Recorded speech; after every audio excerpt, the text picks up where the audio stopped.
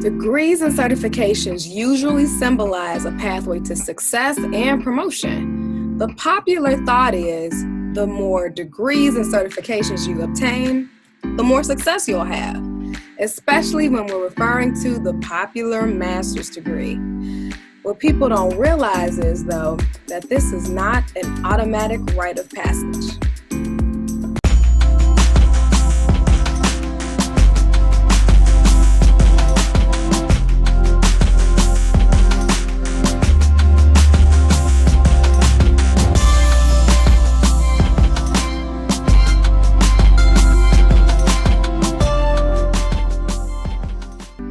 For the best tips and advice for all things career and leveling up, make sure you subscribe to my channel and hit the bell to be notified when I post a new video every month.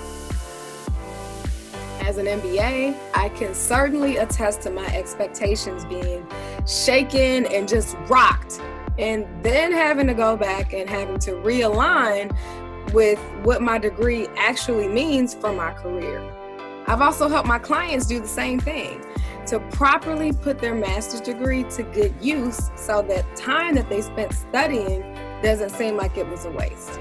By the end of this video, you'll understand how to evaluate your decision on whether or not you should obtain a master's degree and whether it's the best next step for your career. So one of the very first things I want you to watch out for is the pursuit of prestige. It's no secret that having extra credentials on your application, on your resume, or just those little letters behind your name, period, is an automatic confidence booster, which I totally get. It makes you feel good. You worked hard. You're recognized as being a cut above the rest in some function. However, prestige by itself is not enough to carry you onto the next stage. Not to mention, some of us get a little arrogant, which is off-putting, ultimately, where people may not want to work with you if they can sense that your degree is more about prestige than it is practicality.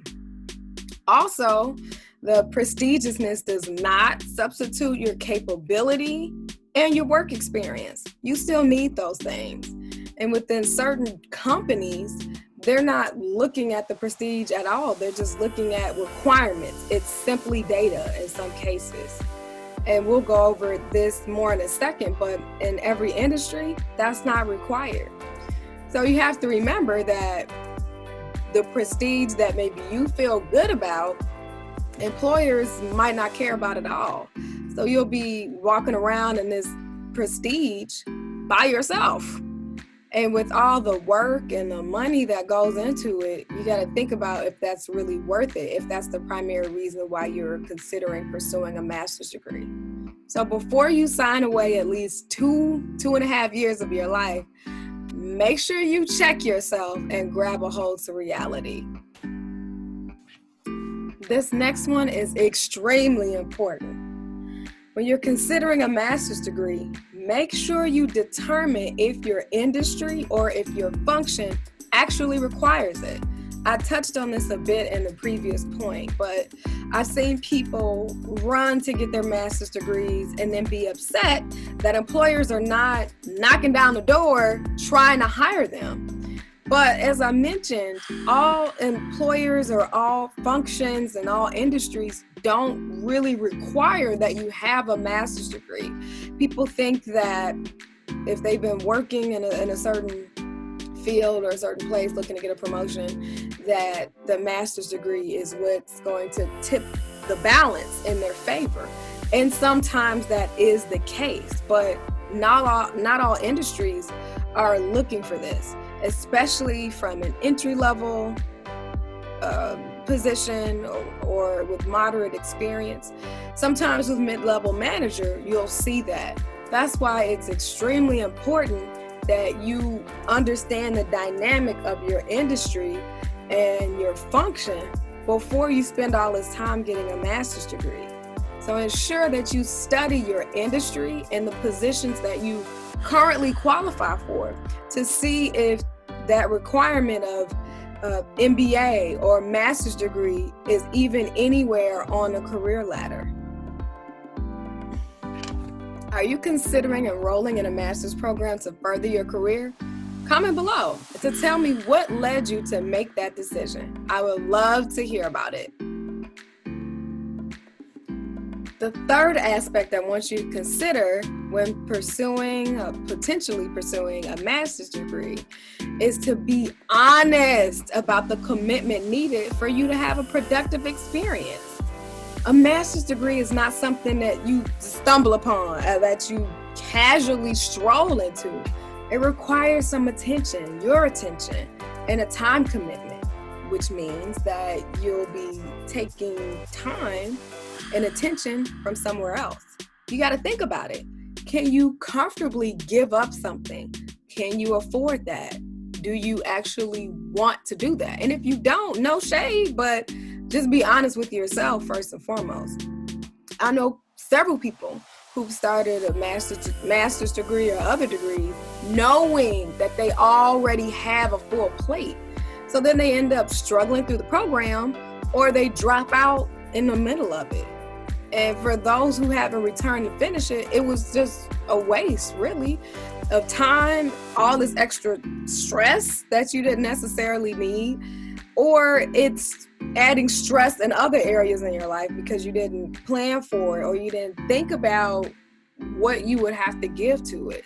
And so ultimately, when that happens, people end up sacrificing something. Either you're just submitting the assignment so that you can go through it. I've heard before C equals degree, but if you're trying to use this knowledge to then implant it and utilize that in your career, you're selling yourself short. So be real with yourself about what obligations that you're willing to give up, and don't be a master multitasker. Don't just squeeze this into your schedule and don't change anything else, because you will certainly lead yourself to burnout. But think about the time commitment. Think about what needs to shift in order for you to get good rest, for you to do well in other areas of your life, and for you to really receive the material and the principles needed that you'll be applying somewhere else. If you are specifically interested in pursuing an MBA, that is Master of Business Administration, make sure you read my blog post, What It Means to Have an MBA, to learn about the unspoken expectations that employers have once you've actually obtained it. You can find the link below in the description. And the last aspect that I want you to consider is measuring your ROI, or return on your investment. This one is one of those that we think about after the fact, after we have obtained the degree and incurred the cost. But I encourage you to do this beforehand in this case. We all know by now that education is not cheap by any sense of the word. Therefore, it is absolutely in your best interest to determine your return on investment before you go through and dispense any money, any stress, any ideas, any papers. It's just best to figure this out beforehand. Make sure you price compare between different schools. There are quite a few schools that have MBA programs, both online, on campus, even schools that traditionally did not offer one, the MBA, but any master's program. There are plenty of options for you to choose from. So look at the prices. Sometimes we just stop at the prestigiousness of the school, or what we hear, word on the street or word of mouth from the school, which is helpful. Definitely don't cast that aside, but compare pricing. Is it a similar curriculum, but you can pay a lower price for it? And think about the debt that you would have to take out as a result. Is this something that you would feel comfortable paying back? Will it be an enormous amount that will create more pressure for you after you graduate? That's not going to be helpful for anyone.